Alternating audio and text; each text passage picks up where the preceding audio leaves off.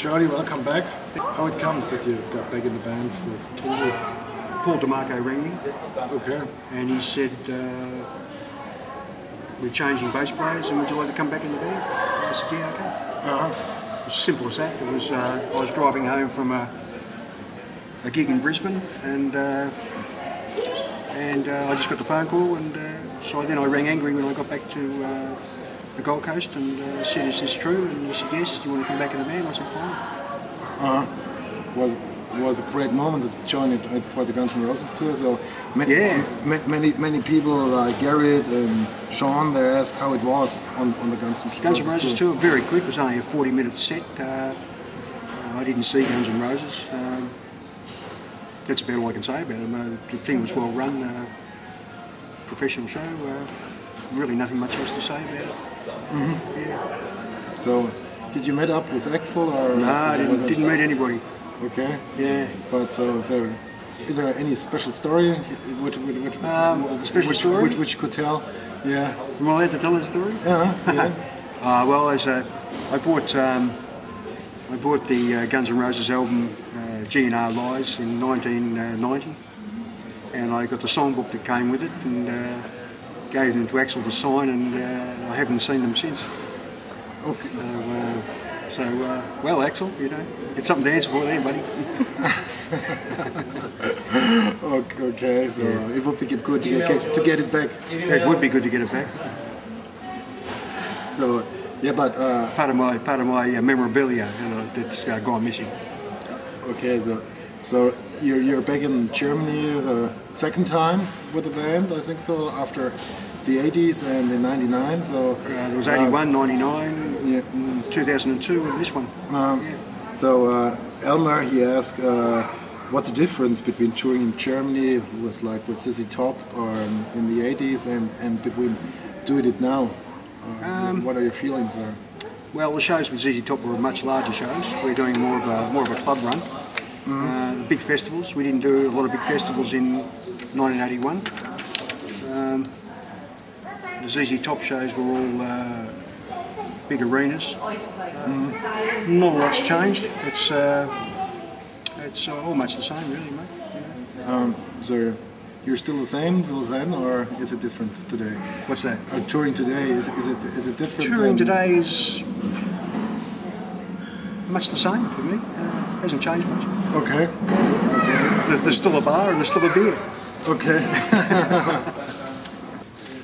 And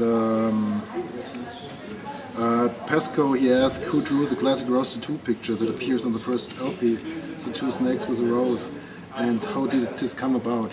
It's in the centre of the album? Yeah. The fold-out one? Yeah, no, there's a snake and the roses thing. How did that come about? The record company asked us all to design a record cover for the first album. I submitted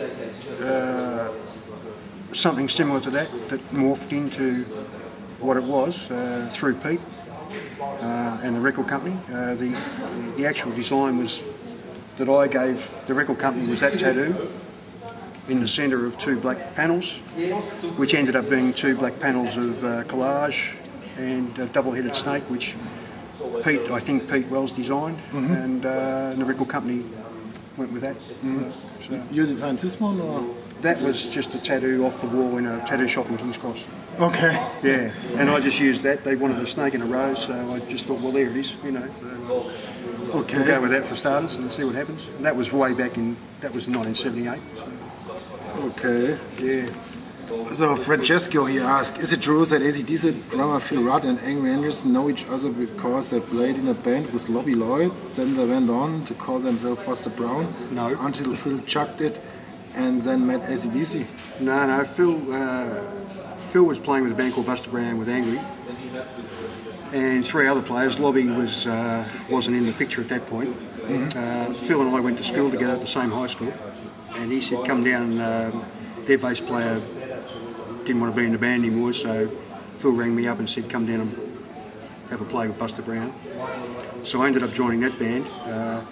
Then that band broke up after about 15 months, and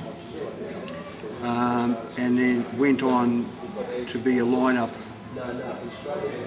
with a band in Australia called the Ferrets.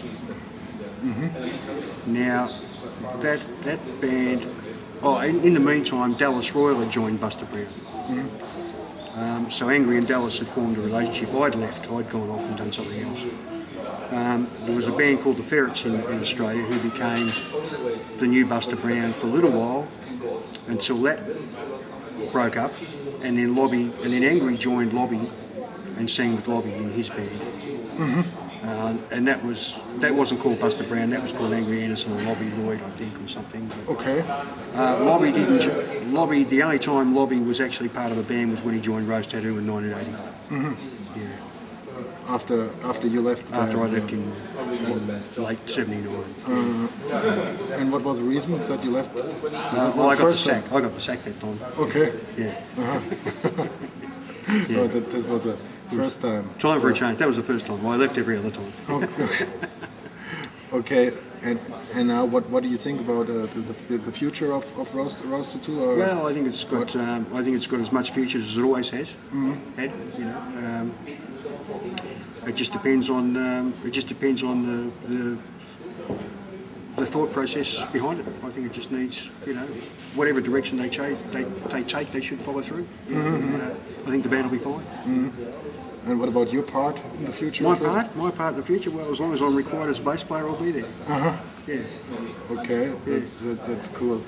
And also people asking, because that's special for you and Angry, why you don't play songs from the Southern Stars record in the present live set? Because I think you worked on a lot of stuff on Southern Stars. This band doesn't have any members from, well, except for Angry and I, which is a ridiculous comment, but it doesn't have any other players from that lineup. So I think they want to play the first 3 albums that were most well known for Rose Tattoo. Southern Stars didn't have the commercial acceptance that the other 3 albums did. So there's a reluctance there to play that. There's some great songs on it, though. Some great songs on the album. But in the future, Angry's talking about it now, so we'll see how we go. Okay. You built up your own studio on the Gold Coast, and you did a lot of work there. And are there some bands you would introduce to the public you produced? People should look at. The Driving Conditions are a great little band coming up. They're very influenced by AC/DC and other Australian acts of that genre.